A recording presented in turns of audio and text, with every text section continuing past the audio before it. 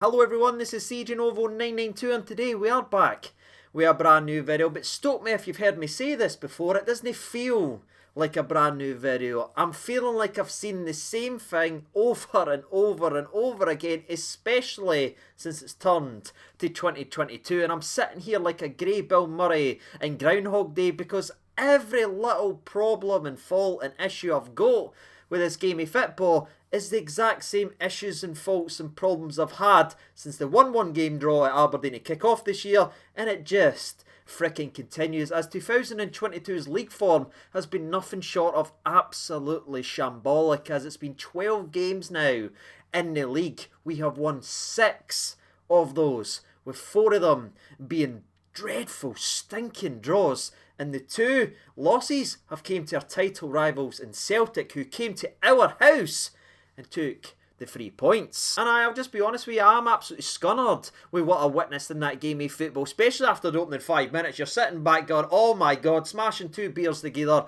having good times. You're seeing this only gone one way, and then Celtic's first attack, running at this Rangers defence. The Benny Hill theme music gets played again. The Three Stooges are all involved. Bam, bam, bam, bam.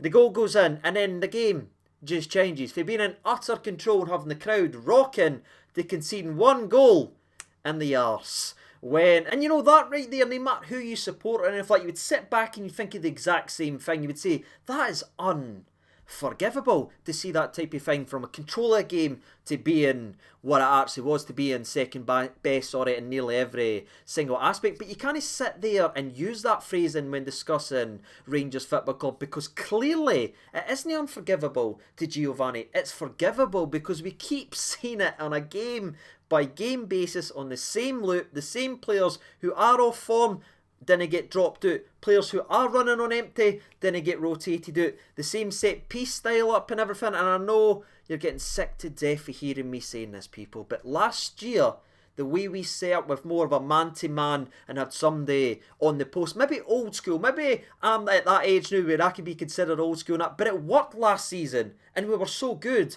defensively. To this season, getting caught up in all this hype analytics and stats to have a nobody on the post, because the stats suggest if you've got somebody else in and around the box, there's a higher chance of you clearing it. Well, just look from last season to this season in terms of set piece goals conceded. That's the only stat that matters. Expected goals and all that crap doesn't matter to me, ladies and gentlemen. We didn't make any changes, and that's been almost a story of the season. We are our own worst enemy. And questions will be asked of absolutely everybody, and they deserve to be. When you get beat at home in a must-win game versus your nearest rivals in that manner, especially the way the second half went, because to me, I think Celtic deserved to win that game of football. I know we huffed and we puffed and we put 875 crosses in, but did we do anything with them? No. The longer you watch today's video, you see more of the game recap. The team that had the most and created the more opportunities was Celtic, and if you do that in any game, you deserve and you were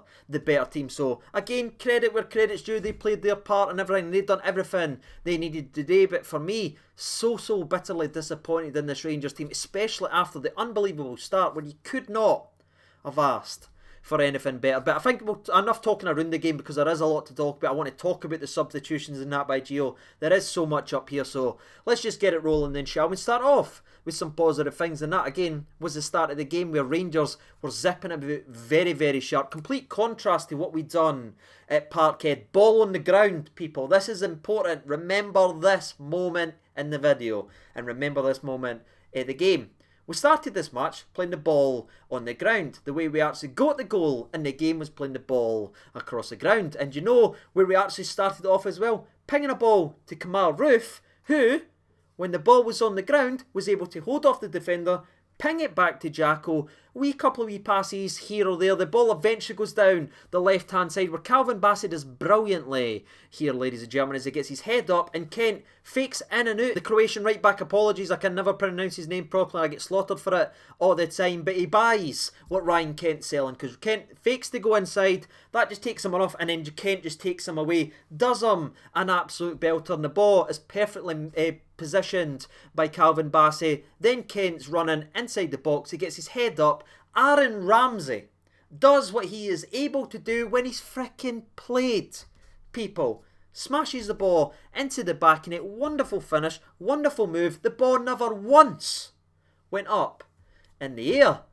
I wish we remembered that the rest of the game, because how good and how easy was that when we played football that way and played to the strength of your players. Because spoiler alert, and sorry for reminding you, we abandoned that strategy and instantly started playing long ball. But again, there was some nice moments, especially Aaron Ramsey, who I thought was really good today, and I'm baffled with what I'm seeing on it. Maybe people just didn't like him because of the way the moves no worked out or anything like that. But if there was one player in that Rangers team who looked calm and composed and actually got the ball down and were trying to make things happen, it was Aaron Ramsey. So this, again, I'm not saying a lot of criticism of Ramsey for Rangers players, but I'm seeing some completely baffling. Explain to me why you didn't think he was the best before. Again, it wasn't a great performance for Rangers, but if there was one player who looked calm and composed and looked like he was going to do something, it was Aaron frickin' Ramsey. So there was a couple of nice wee moments here, almost maybes with Joe Aribo again, where we try and play him down. The ball gets beautifully played by John Lundstrom, but his first touch is heavy. He could potentially play in Aaron Ramsey here. He then eventually plays him in, but by that point he's offside because Aribo's took the heavy touch, took another step before playing it. But aye, building. But then that moment came that we've already mentioned several times in today's video. Just 6 minutes on the clock. I think it's Callum McGregor just goes for a run down the right hand side. And again, not being disrespectful to Callum McGregor, but he's not the quickest player in the world. But yet, the Rangers defence and the way we partied like the Red Sea, you would have thought the man was Moses, because he just went in the massive gap, and Bassey has a couple of wee nibbles there. Again, just be smarter. Bring him down. Bring him down 50, 60 yards away from goal and defend. Far too nice. Let's Callum McGregor go in for a run. He then hits a ball. I think it's dropping to Giovanni, who has a shot blocked for Connor Golson. It drops out to Hatate, who was phenomenal at Parkhead. And when it dropped to him, I thought, oh, this has gone in the top bin. But, and again, I'm not being blue-tinted or biased or that. For me, this is a poor shot. It's right at Alan McGregor, who for me, and again, I know I'm going to get slaughtered for saying it, should they a lot better here, because it's a nice height. There's no a lot of power on it. There's no a lot of pace on it. It's a nice height. He should at least, if he can't catch it, which I don't think he can, if I'm honest. Again, I've got a lot of hatred towards this game, so I might be misremembering a lot of it. But for me, if he can't catch it, he needs to palm it away for goal. You never ever palm it back into the direction because of what happened in this game. Rogic goes, oh, thank you for the gift. I'll tap it into the back of net with a kind of half volley. Very good finish for Rogic, who was brilliant for Celtic all afternoon, unfortunately,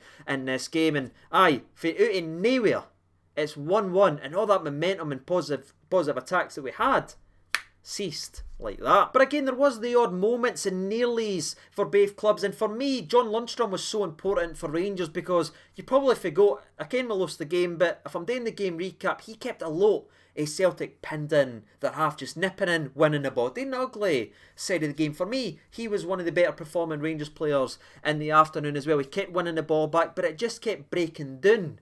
No resulting in shots on target or anything like that. I mean, one of the times Lundstrom won the ball back brilliantly, the ball eventually gets played, curled in behind to Joe Aribo, people. Joe Aribo, we all know his first touch. He's in behind Greg Taylor.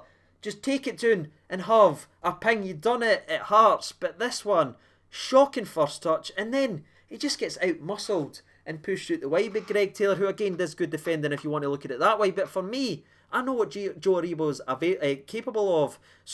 And with that big bore he's normally got, he's normally really hard to get round. He just seemed kind of weak and kind of fell there, and Greg Taylor took them off the ball. What a chance that was in the game to put us in 2-1. All he needs to do is bring it down, and he's having a shot at Joe Hart.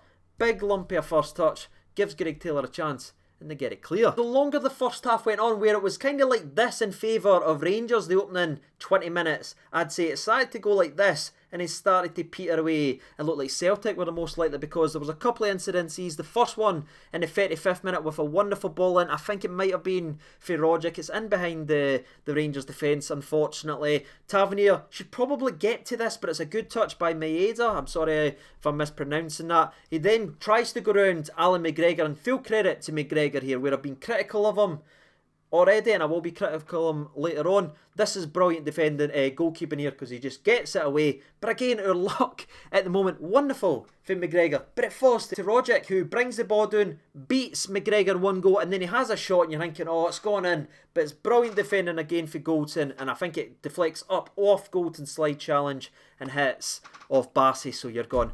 Right, okay Rangers, get control of this game now, because it's swinging out of favour. But we never, unfortunately, despite a long shot for Aaron Ramsey and 2 long shots for John Lundstram, who again, full credit to them, at least they're willing to have a pop. They're not willing to always just keep passing responsibility off to someone else, saying, no, you step up, no, you step up, no, you step up. They actually were trying to grab the game by the scruff of the neck, so fair play to them.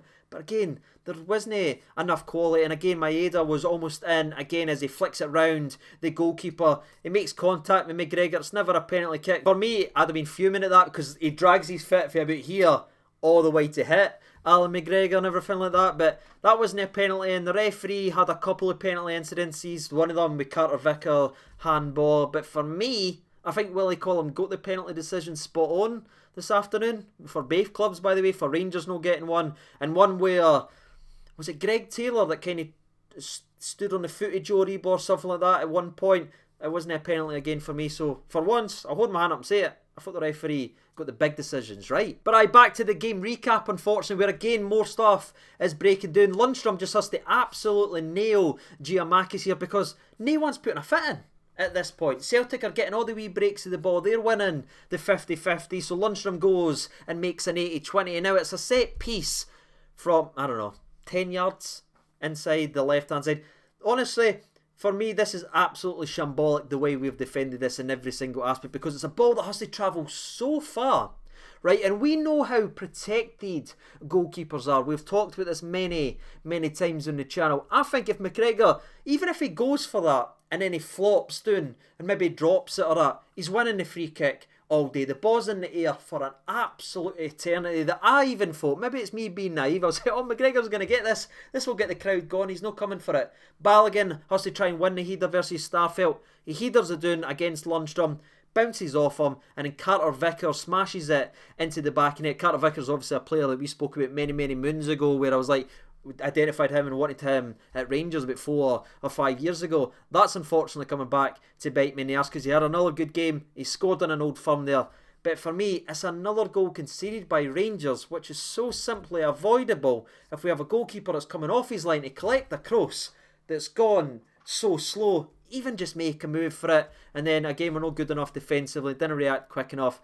Header off our own player, and a slap in the back of the net. And there's no rousing response for Rangers Football Club. We go in at half-time 2-1 down after taking the lead perfectly in the Old Firm, and everyone knows where I was standing at this. I was absolutely fuming, but again, I says, right, let's see what you've got now, Giovanni, right? You've made a lot of changes in Europe. You've changed to the 3-5-2. Let's go for it now. You've got 45 minutes to pretty much save the league season. Let's see the tweaks. Let's see the changes. There wasn't any. But again, he could have done harsh words, and he could have said, right, you've got 5 minutes in the second half, or I'm taking you off, I'm taking you off. Who knows what was said? All we do know is the second half was delayed. All that momentum and adrenaline that would have been gone for the players probably all just faded away, because we had to wait 5 or 6 minutes as a smashed glass bowl went on the park. Honestly, it's an absolute embarrassment. It's shambles. Anybody could have got hurt with that. One of the players sliding on any point in the game. Well, that could have been really bad, but obviously Joe Hart saw it.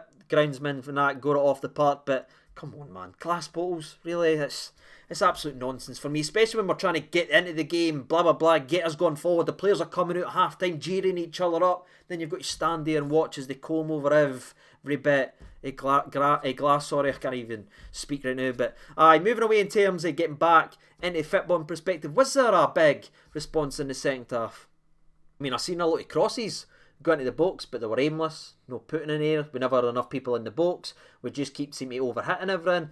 It was embarrassing the way we attacked Celtic in this in the second half. Sorry, and again, I'm going to speak a wee bit more about Kamal Roof very briefly before I talk about one of the worst substitutions I've ever seen. I know Kamal Roof's getting slaughtered for pillar to post. I know I sat here and I was very excited about the prospect of playing Kamal Roof, but what did me and thee talk about? What did the entire online space talk about. When Kamaru starts, he is a completely different player to Morelos. You have to change and adjust from previous mistakes and be willing to change your tactics to get the best out of Kamaru. You have to play someone closer to him. You need to play your ball to the feet. You know, like the way we scored in the first goal this game. But the longer that went on, the more we devolved into long, stupid, aimless long balls that didn't work at Parkhead 2 months ago. But yet, we're not learning our lesson. I mean, I'm saying the same thing here and there again, but you see how insane all this is, people. We're never, ever learning or adjusting or making changes. We play him like it's Alfredo Morelos. It's pointless. So many attacks break down because we're just punting balls up to the laddie. Every time he's trying to run on the back shoulder, a defender, or want it into his feet, he's getting told to get back into the box because the ball has to go out to Tavernier, has to go to Bassi, because we've got to cross it. Stupid. And again, I'm not trying to be disrespectful or anything like that, but I can only tell you how I see things, because if I'm not honest with you, what's the point of doing this? For me, it was maddening and stupid the way we tried to approach this game going forward, especially the only brief moments when you went, alright, there's something here, is when the ball would drop to maybe an Aaron Ramsey, would do a wee back heel, would do a wee flick here or there, who would get on the ball, who would find Ryan Kent, who nearly got in, by the way, but it was good defending by Greg Taylor. But you went, right, at least we've got somebody we can play off. The only guy in our team right now is willing to accept the ball. Again, it's not always coming off. There was a couple of wee passes here or there where it didn't find Roof or anything, but at least there's somebody on this part who's willing to go, right, give me the ball, let me try and do something. That was Aaron Ramsey. And then, and I still cannot believe I'm going to say this, he got withdrawn from this game of football for Scott Arfield. Now, I have absolutely nothing against Scotty Arfield, but are you trying to tell me that they can bring the exact same to a game of football? Are you trying to tell me that even though it wasn't always working out, that Aaron Ramsey wasn't our most creative player in this game, and we bring him on for a player who's not created anything for about 15, 16 matches? And it's not even just that, right? I can maybe understand if you need to make a change or that, but the change was screaming out to be made. It was Joe Rebo, who was knackered, who was done, who was finished at half-time once again in a game. But I'm sorry for repeating the same script. We've no learned from mistakes. We know subbing off folk who are running on empty. We keep them on the ground. And what was even more infuriating is we were seeing Ange Postecoglou bringing players off who were having good games. Like he brought off Rogic and he brought off Hatate because they were just starting to look a bit leggy. Starting to look a bit leggy. We have got players actually beginning games looking leggy, people, and that laddie's withdrawing and protecting his players and bringing on other guys to keep it fresh. And listen, I have banter and I take digs and we have laughs, Ryan and all that stuff. We all dig at each other and have a wee laugh and everything like that. But I've just got to call it how I see it. For me, the changes that were made and actually done properly, I thought Ange Postecoglou in this game of football outmanaged Giovanni van Bronckhorst in this game in terms of changes, bringing on players, freshen up these areas, because the amount of changes that was made for both teams, who created the more opportunities? It was Celtic. And that's baffling at home when you need to score 2 goals. So we brought off Aaron Ramsey. Disgusted at that. Genuinely disgusted. We brought on Scotty Arfield. Was he playing in the second half when he came on? I don't know. Didn't see him get involved in the game. But we did bring on Sakala. And to be fair to the laddie, you ken what you get. Just pace.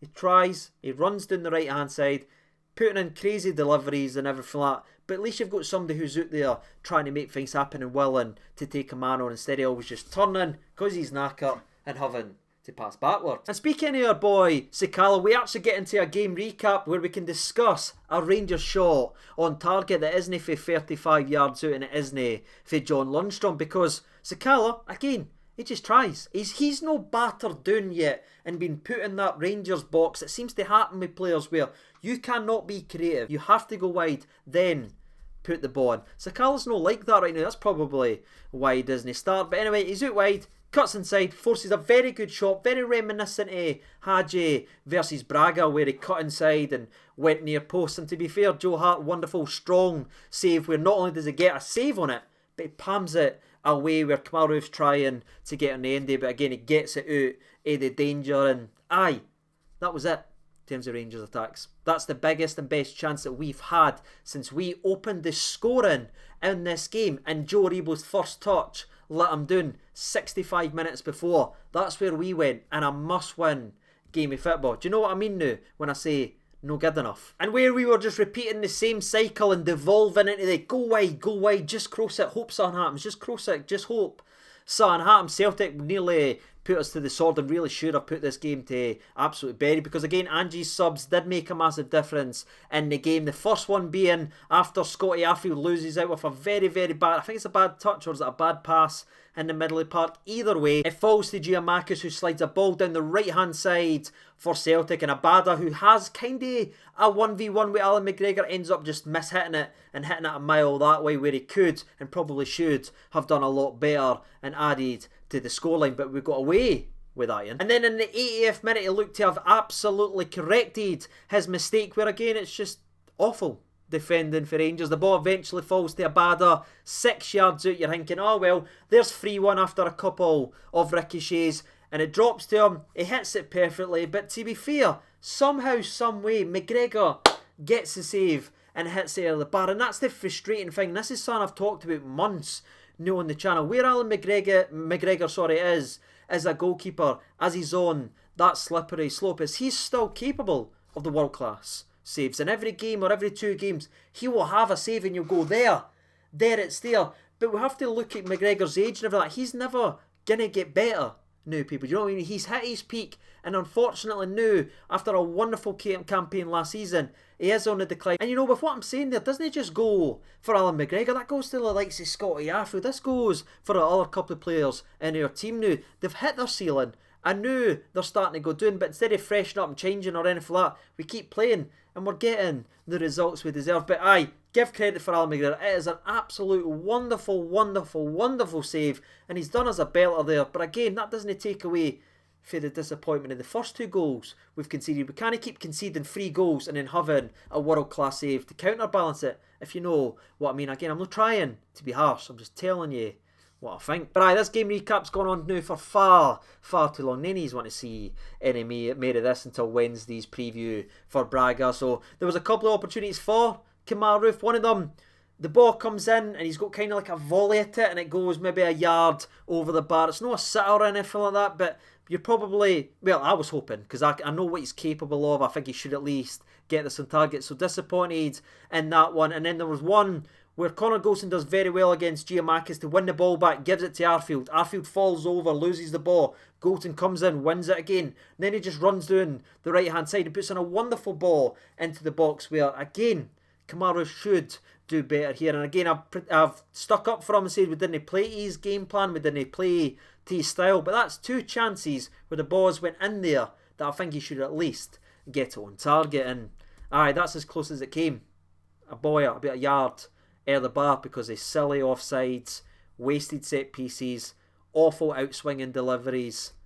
That's the game. That's what's annoying me the most, because if you go toe to toe with a team and you just get beat, you can hold your hands up and say, right, they were the better team, blah blah blah. But when you're making these mistakes all season long, when you're throwing goals in versus Ross County, when you're sitting off Aberdeen, when you're bottling it versus Motherwell, it just absolutely drives you mental. Because where could we be if we played to our standard and didn't keep slipping and making these mistakes? It's the type of stuff that keeps you up at night, ladies and gentlemen. But that is the game recap. Hopefully you've got involved and let me know your thoughts and opinions in the game. I'd love to sit here and bring you some good news so we could all have laughs and that, because I know life can be tough and everything like that, and I have certainly enjoyed the highs, but this is a certainly low, ladies and gentlemen. But again, let me know your thoughts and opinions on the game of football. And as always, I've been Conceding over 92. Take care of yourselves, all the best. I'll see you on Wednesday, and bye bye.